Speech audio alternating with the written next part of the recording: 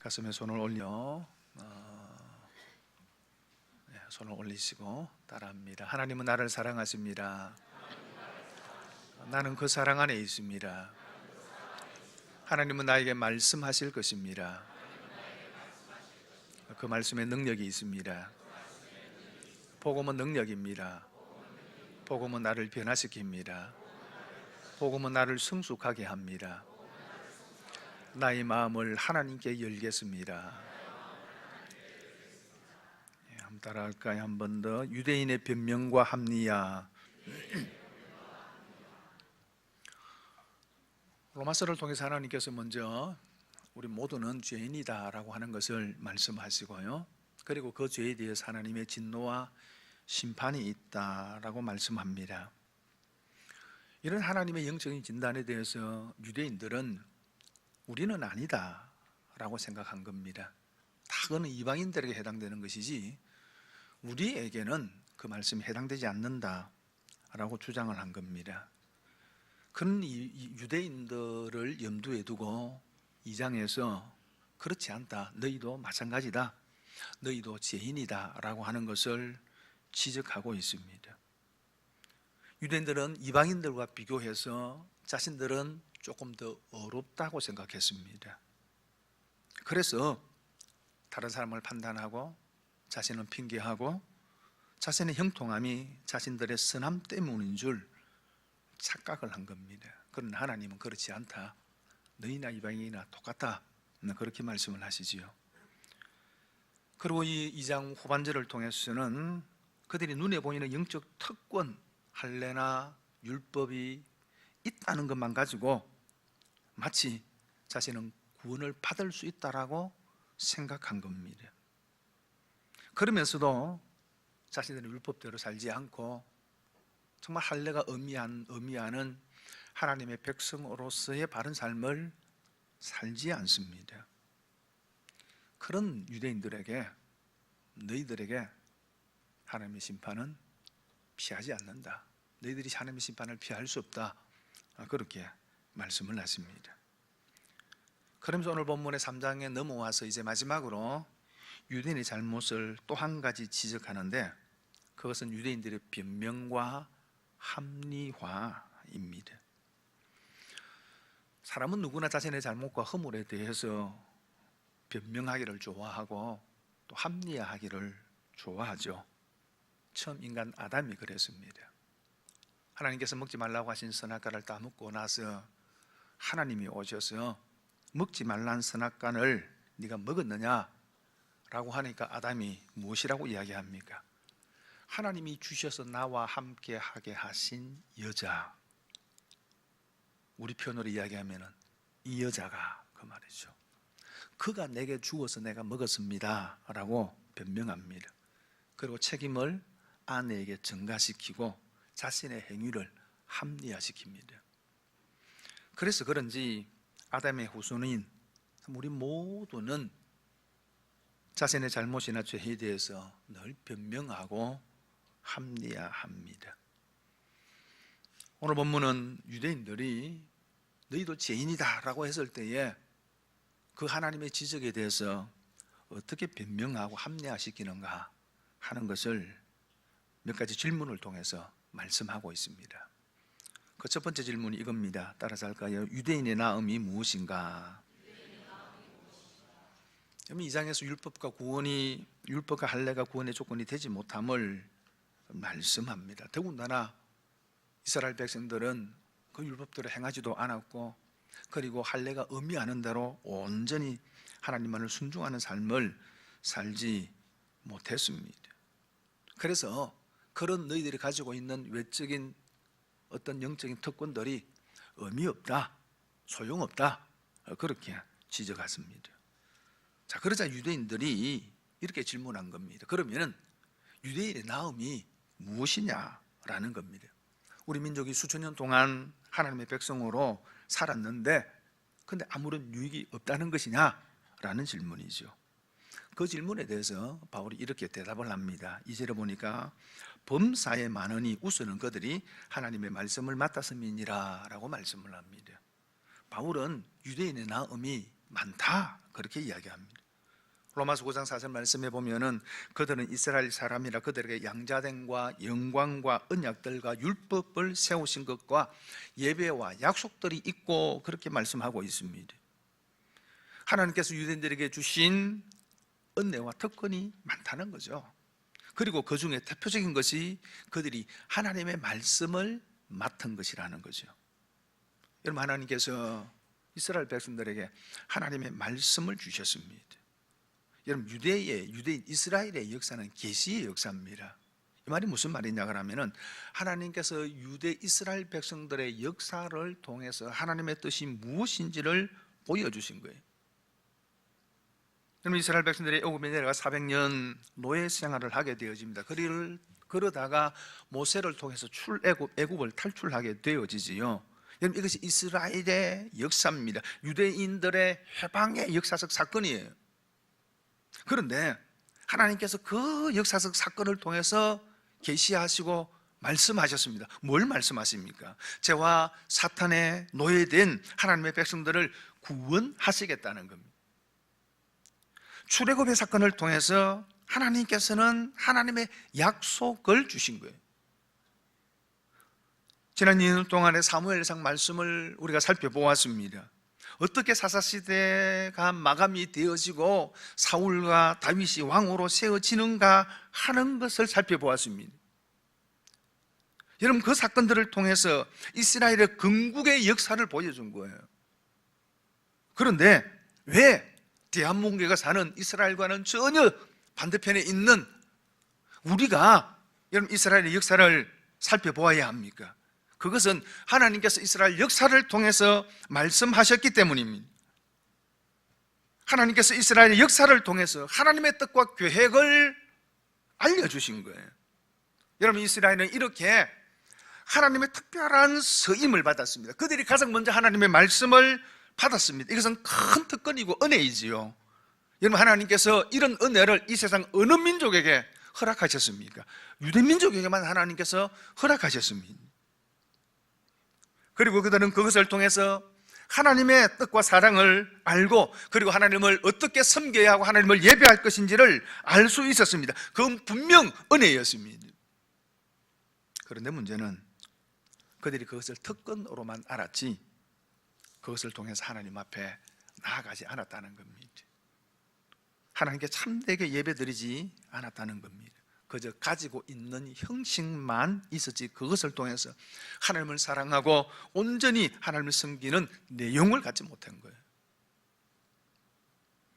그러니 그 특권들이 의미 없다는 겁니다. 아니, 그들이 의미 없게 만들었다는 겁니다. 그게 그들의 죄라는 거죠. 여러분, 우리나라는 세계 어느 나라에 비해서 말씀의 축복을 받은 나라입니다. 복음이 들어올 당시 세국 정책으로 인하여 선교사들이 우리나라 들어올 수가 없었습니다. 그래서 저 만주 국경 근처에 와가지고는 그저 조선 사람 만나면 성경 전해주는 것뿐이었습니다. 그렇게 전해진 성경을 읽고 예수를 믿고 중국으로 건너가서 선교사를 찾아가서 우리가 예수를 믿으니 세례 주십시오 하고 요청해서 최초의 세례자가 생깁니다. 여러분, 선교사들이 본격적으로 우리나라 들어올 때에 이미 한글로 번역된 성경을 가지고 들어옵니다. 완전히 다 번역된 성경은 아니지만 쪽복음이라 그래서 때로는 요한복음이나 누가복음을 번역된 성경을 가지고 들어와서 복음을 전했습니다. 그런데 한국교회가 지금은 성경에서 점점 멀어지고 있습니다. 여러분, 한국교회 제일 많은 부류의 성도를 후탁 성도라고 부른답니다. 후탁. 어떤 성도들일까요? 주일 예배를 마치고 집에 들어가서 성경을 구석에 던져 놓습니다. 일주당 먼지가 가득 쌓여 있는데 주일날 아침에 성경을 들고 탁탁 턴답니다. 그리고는 옆에 끼고 교육하는 거죠. 후탁 성도랍니다. 물론 요즘은 뭐 성경을 가지고 교회에 오는 사람들도 조금 줄을 떨죠. 그래서 앞으로는 아마 이렇게 해야 되지 않을까 싶습니다. 다 함께 스마트폰에 성경 앱을 열어서 로마서 3장을 보겠습니다. 또 앞에서 다 띄워주는데 뭐, 그죠?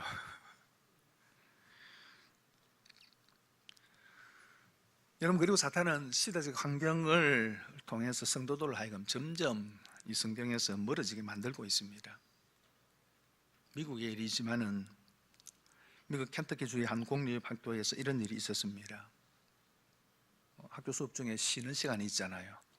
그 쉬는 시간에는 무엇이든지 할 수 있는 자유를 아이들에게 주었습니다. 밖에 나가서 돌아다니고 교실에 앉아가지고 만화책 봐도 좋고, 뭐 심지어는 잠을 자도 좋다는 겁니다. 하고 싶은 대로 하는 거죠. 근데 5학년 한 여학생이 그 시간에 성경을 읽고 있었는데 학교에서 성경 읽는 것을 금지시켰습니다. 무엇이든지 할 수 있는 시간인데 왜 성경을 읽을 수 없느냐라고 질문을 하니까 다른 책은 다 되지만 성경은 안 된다는 겁니다. 그래서 연방 법원에 항소했습니다. 그런데 연방 판사는 성경을 읽은 소녀가 잘못했다, 그렇게 판결이 났습니다. 지금 미국에서는요, 학교에서 무슬림을 위해서 기도하는 장소도 만들어주고 기도하는 시간도 배려를 합니다. 근데 성경 읽는 것은 금지하고요, 기도하는 것은 금지시킵니다. 이게 지금 엄청난 혼돈이 찾아오고 있는 거예요. 어떤 책을 보니까 미국 교회를 목회하시는 목사님이, 인민 목회를 하시는 한국 목사님이 새벽기도를 마치고 매일 근처 카페로 가서 성경을 읽고 그리고 독서와 설교 준비를 했습니다. 하루는 그 앞에서 그 매일 하듯이 카페에 가서 이제 새벽기도 마치고 카페에 가가지고 성경을 읽고 있는데 한 노년의 미국 신사가 다가와서 이렇게 묻더랍니다. 지금 읽고 있는 게 성경이 맞습니까? 성경이 맞습니다. 그렇게 하니까 이분이 눈시울을 붉히면서 이 젊은 목사님 손에 무언가를 꼭 쥐어주면서 고맙습니다, 고맙습니다 몇 번이나 그렇게 말하고는 사라져버리더라는 겁니다. 이 손에 뭘 쥐어주는가 싶어서 펴보니까 $100짜리 지폐였다고 해요. 우리는 뭐 $100 별로 크게 생각 안 하죠, 그죠? 미국 사람들이 현금을 많이 안 가지고 다니잖아요. 큰 액수죠. 근데 그분이 성경 읽는 사람을 만난 것이 얼마나 반가웠던지 그 젊은 목사의 손에 지폐를 쥐어주고 그렇게 떠났다는 거죠. 여러분, 이것이 미국만의 문제이겠습니까? 얼마 있지 않으면은 어쩌면은 우리나라도 그런 일이 벌어질 거예요. 여러분, 성경을 가지고 있다는 것에 만족하지 말고 성경을 읽고 그 말씀을 통해서 하나님의 뜻을 발견하고 그 말씀대로 살아내어야 합니다. 그래야 성경을 지킬 수 있습니다. 그렇지 않으면은 우리가 유대인처럼 될 수 있어요. 그리고 두 번째로는 하나님은 신실하지 못하신 분이 아닌가라는 질문을 통해서 자신들의 죄를 변명하고 있습니다. 왜 이런 질문을 합니까? 하나님은 죄에 대해서 진노하시고 심판하시는 분이신데 비록 유대인이라 할지라도 하나님의 말씀에 순종하지 않을 때에 심판하신다는 겁니다. 여러분, 1장의 모든 경건치 않은가 불의에 대해서 하나님이 진노하시고 심판하신다라고 그렇게 말씀했습니다. 2장에 넘어와서는 유대인도 다르지 않다, 그들이 비록 율법을 가지고 할례를 받았다 할지라도 하나님의 택한 백성이라 할지라도 하나님에게서 떠나고 우상을 섬기면은 하나님의 심판을 피할 수 없다라고 그렇게 지적합니다. 그러자 유대인들이 이야기합니다. 무슨 말인가? 우리는 하나님의 택한 백성이다. 하나님께서 우리에게 은혜와 자비를 베푸신다고 하지 않았느냐? 그런데 우리를 심판하신다면 그것은 하나님께서 불성실한 것 아닌가? 하나님이 신실하지 못한 것이 아닌가? 라고 하는 질문을 한 거예요. 그 질문에 대해서 오늘 사도 바울이 이렇게 대답을 합니다. 3절 같이 읽겠습니다. 시작. 어떤 자들이 믿지 아니하였으면 어찌하리요? 그 믿지 아니함이 하나님의 믿으심을 피하겠느냐? 믿지 않는다, 신실하지 않다, 진실하지 않다라는 말이에요. 그들이 하나님께 택하시고 말씀을 맡기시는 은혜에 대해서 신실하지 못했다, 그 말입니다. 그래서 하나님께서 그들을 심판하신다는 겁니다. 그런데 그렇다고 해서 하나님이 그 백성을 심판하신다고 해서 하나님이 진실하지 못하고 신실하지 못하신 것이 아니라는 겁니다. 그러면서 4절에 이렇게 이야기하죠. 그럴 수 없느니라. 사람은 거짓되도 오직 하나님은 참되도 할지어다. 다시 말해 유대인들이 하나님의 징계를 받고 심판을 받는 것이 그들의 죄 때문이지 하나님이 신실하지 못하기 때문에 그런 것이 아니라는 거예요. 예를 들면 이런 얘기예요. 우리가 어떤 어려움을 당합니다. 요나가 하나님의 말씀을 불순종하고 다시스로 가리한 것처럼 하나님의 말씀에 불순종하다가 인생의 풍랑을 만날 때도 있고 시련을 만나기도 합니다. 자, 이런 경우 우리는 그 책임을 하나님께 물을 때가 많습니다. 하나님 왜 이러십니까? 내가 하나님의 자녀인데 하나님께서 나를 인도하시고 보호하신다고 약속하지 않았습니까? 근데 왜 내게 이런 일이 생깁니까? 하나님 진짜 살아계십니까? 하고 우리가 질문할 때가 있죠. 하소연할 때가 있죠. 여러분, 정말 하나님이 신실하지 못하기 때문에 그런 일이 생기는 겁니까? 아니잖아요. 신실하기 때문에 생기는 일이에요. 여러분, 하나님이 신실하다는 것이 자기 백성이 죄를 짓고 자기 마음대로 살았음에도 불구하고 무조건 잘되게 하는 것이 하나님의 신실하심이 아니라는 겁니다.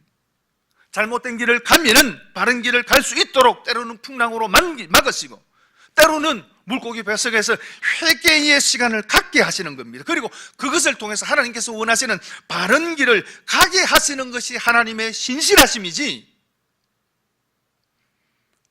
잘못된 길을 가더라도 그래 옹냐 네 가던 대로 계속해라 내버려 두는 것이 하나님의 신실하심이 아니라는 겁니다. 하나님께서 이스라엘 백성들로 하여금 바벨론의 70년의 포로 생활을 하게 하신 것이 이 역시도 하나님이 신실하지 않기 때문이 아니고 그 백성들을 향하여서 신실하시기 때문에 하나님께서 그들에게 그런 과정을 겪게 하신 거죠. 하지만 유대인들은 자신의 잘못하고로 인하여 당한 일에 대해서 그 책임을 하나님께 돌리려 한 겁니다. 하나님이 선하지 않고 하나님이 신실하지 않기 때문이다라고 그 책임을 하나님께 돌리고 있는 거예요. 그러나 그렇지 않습니다. 하나님은 선하십니다. 하나님이 신실하십니다. 하나님은 언제나 옳습니다. 하나님은 언제나 옳으십니다. 그리고 세 번째로는 우리 죄가 하나님의 의를 드러나게 했는데 심판하는 것이 정당한가 하는 질문을 하는 거예요. 7절 말씀해 보니까 그러나 나의 거짓말로 하나님의 참되심이 더 풍성하여 그의 영광이 되었다면 어찌 내가 죄인처럼 심판을 받으리요, 그렇게 말씀을 합니다. 앞서서 유대인들이 자신들은 하나님의 말씀을 맡은 자이고 하나님의 백성인데 자신들이 하나님의 심판받는 것이 정당한가, 그런 질문을 하는 거예요. 그것은 하나님이 선하지 못하고 어렵지 못하기 때문이 아닌가라는 질문이에요. 그 질문에 대해서 바울이 아니다, 하나님은 어려우시다, 형식만을 붙들고 말씀에 순종하지 않는 너희를 심판하는 것이 하나님께서 어렵다는 증거다 라고 대답을 합니다. 그러자 유대인들이 이상한 논리를 가지고 자신들을 지금 변명하고 합리화하는 거예요. 그렇다면 우리의 죄가 하나님의 신실하심과 어려움을 드러내게 했다면 왜 우리가 죄인이고 왜 우리가 하나님의 심판을 받아야 되느냐라는 거예요. 우리가 잘못해서 하나님이 심판하시고 하나님의 신실하심이 드러났으면은 하나님의 신실하심을 드러나게 한 공로가 우리에게 있는데 우리가 왜 죄인이냐라는 거죠. 간혹 성도들 가운데 이런 질문하는 성도들이 있습니다. 가룟 유다가 죄인이 아니지 않느냐라는 거죠. 십자가로 온 세상을 구원하시는 그 하나님의 구원 역사에 있어서 가룟 유다가 예수님을 팔아시는 최고의 공로자가 아니냐라는 거예요. 빌라도도 마찬가지입니다. 우리가 사도행전을 암송할 때마다 본디오 빌라도에게 고난을 받으시고 십자가에 못 박히사 그렇게 우리가 고백하는데 그처럼 정말로 빌라도 때문에 십자가가 가능했던 거 아니냐, 십자가를 통해서 온 세상을 구원하시는 그 하나님의 구속 사건과 역사에 있어서 최고의 공로자가 아니냐라는 거예요. 어떻게 생각합니까? 이 논리가 맞는 거예요? 여러분, 유대인들은 이런 논리를 가지고 우리가 비록 죄를 지었다 할지라도 그 우리가 죄 짓는 걸 통해서 하나님의 신실하심과 의로움이 드러났으니까 우리를 심판해서는 안 된다는 거죠. 여러분, 요셉의 형들이 요셉을 미워하고 노예로 팔아버렸습니다. 하지만 그로 인하여 애굽의 총리가 되어지지요. 여러분, 그래서 그 형들의 악함이 여러분 악이 아닙니까? 그렇지 않잖아요. 악은 악입니다. 아무리 악의 결과가 선으로 끝을 맺는다 하더라도 악은 악인 거예요. 하나님은 그 악에 대해서 심판하신다는 거죠. 이번 주에 TV를 보는 가운데 무슨 강연을 하는 TV를 봤는데 제가 뭐 자료를 참 찾아보니까 인터넷에 완전한 자료가 없더라고요. 1986년도 인천 부천에 성고문 사건이 있었죠. 여러분 기억하시는지 모르겠습니다. 그 모양이 위장 취업을 해서 노동운동을 하는 것 때문에 경찰에 붙들려가 취조를 받는데 경찰이 성고문을 한 거예요. 2심에 1심이 같고 2심의 재판 판결문을 언뜻 보여주는데 아무리 찾아봐도 찾지를 못했습니다. 인터넷에. 그 내용은 이런 거예요. 이 정정하관이 지금까지 경찰에 많이 수고했다. 표창도 받았다. 그리고 이 경찰이 이런 일을 행하는 것을 통해서 이게 사회적 이슈가 되고 앞으로 그런 일이 다시는 없도록 제도적 장치가 마련될 수 있는 근거를 이 사람이 마련했지 않느냐. 그러니까 죄가 없다. 이 논리였어요. 이게 맞는 얘기예요? 아니잖아요, 그죠? 물론 이제 대법원 판결에 가서는 정당하게 이제 판결이 나왔지만은 지금 유대인들이 하는 논리가 그 얘기, 그 논리, 이 논리예요, 이 논리. 그래서 8절에 이렇게 이야기합니다. 또는 그러면 선을 이루기 위하여 악을 행하자 하지 않겠느냐. 어떤 이들이 이렇게 비방하여 우리가 이런 말을 한다고 하니 그들은 정죄받는 것이 마땅하니라. 만약에 이런 논리대로 말한다 그러면은 우리가 좋은 일을 위해서 악을 행하자 하지 않겠느냐라는 겁니다. 그것이 아니라는 거죠. 악은 악입니다. 그리고 하나님은 그 악에 대해서 중재하십니다.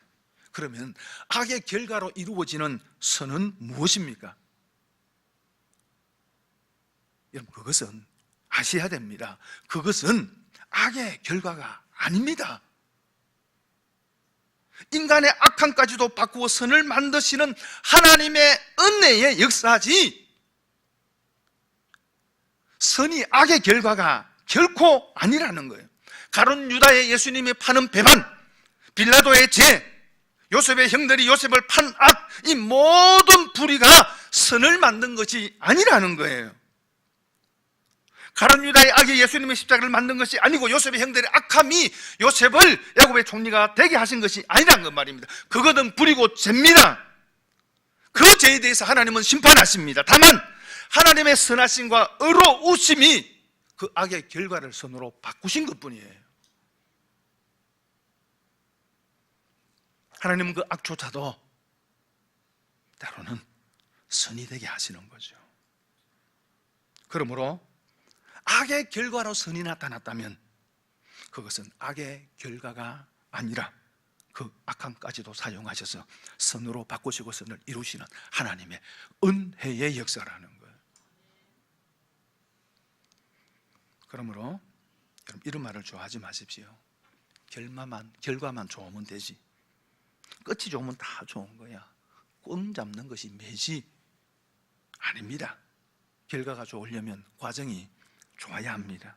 목적이 수단을 정당화시킬 수 없습니다. 좋은 목적이기 때문에 그 수단은 아껴도 된다고 생각하지 마십시오. 아무리 결과가 좋다 하더라도 선한 의도로 했다 하더라도 악은 악입니다.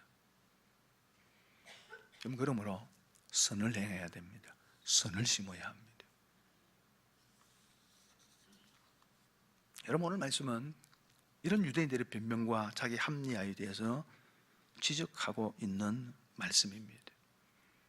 여러분, 이 장을 통해서 유대인들이 잘못된 모습, 형식적이고 외식적이고 그토록 드러나는 외적인 것만 이야기를 하는 그런 유대인들을 책망을 하면서 그들이 하나님의 말씀대로 살지 못했다, 그들이 온전히 하나님을 섬기지 못했다, 그래서 하나님의 말씀에 대한 순종과 선한 삶이 필요하고 내면의 변화가 일어나야 된다라고 하는 것을 말씀을 드렸습니다.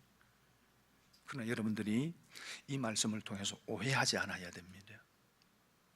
그것은 선한 삶이 우리를 구원할 수 있다라는 것을 생각하면 안 됩니다. 여러분, 율법이 우리를 구원하지 못하는 것처럼 선한 삶이 우리를 구원해 주지 못한다는 거예요. 그런 선한 삶을 통해서 유대인의 악을, 죄를 지금 드러내려 하신 것이지, 선한 삶이 우리를 구원하게 한다라고 하는 것을 말씀하고 있는 것이 결코 아니라는 겁니다.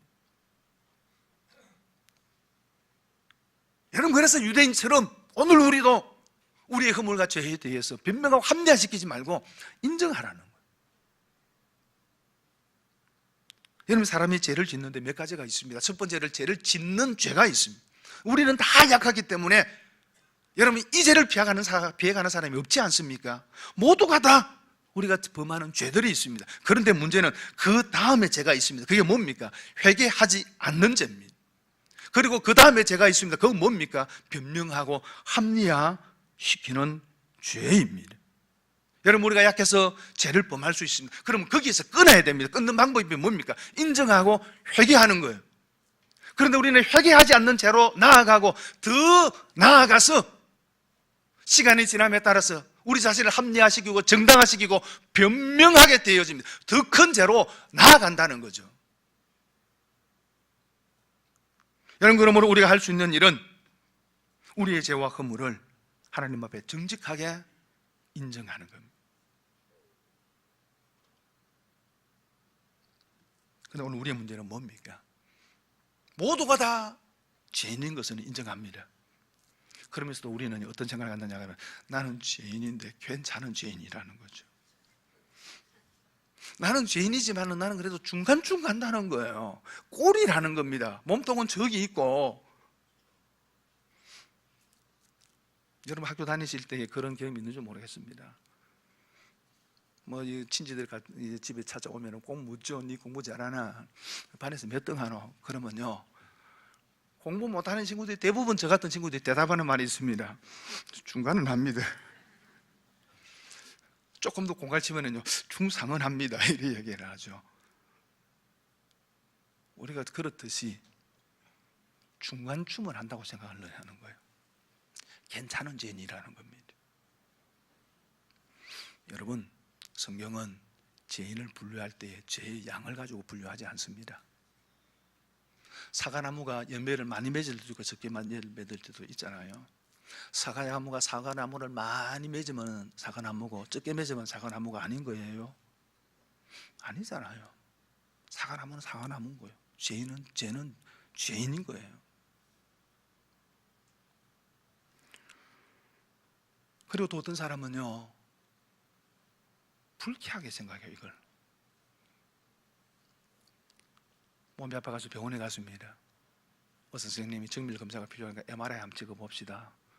찍으니까 암이란 판독이 나왔어요.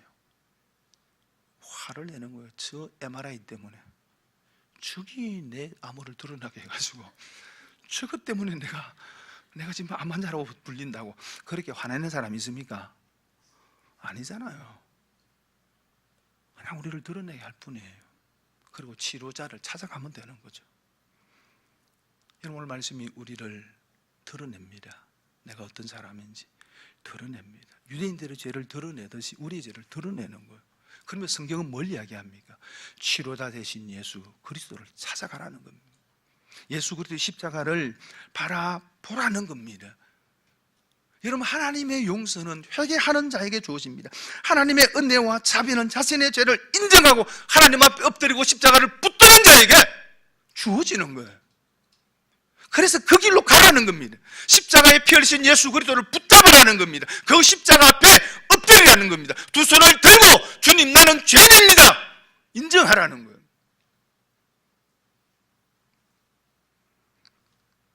거기에 회복이 있습니다. 거기에 치료가 있습니다. 거기에 용서가 있습니다. 이 길만이 참된 길인 줄 믿습니다.